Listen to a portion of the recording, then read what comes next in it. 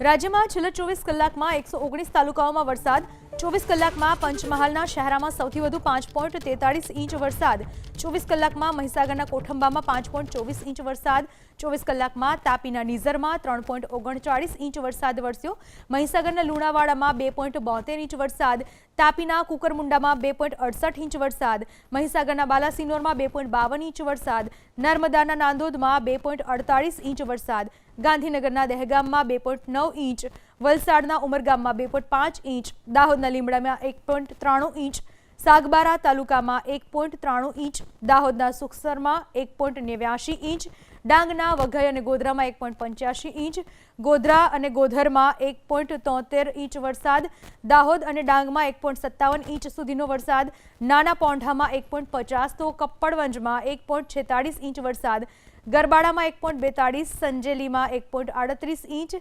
બોડેલીમાં અને કાલોલમાં 1.38 ઇંચ વરસાદ ખાબક્યો।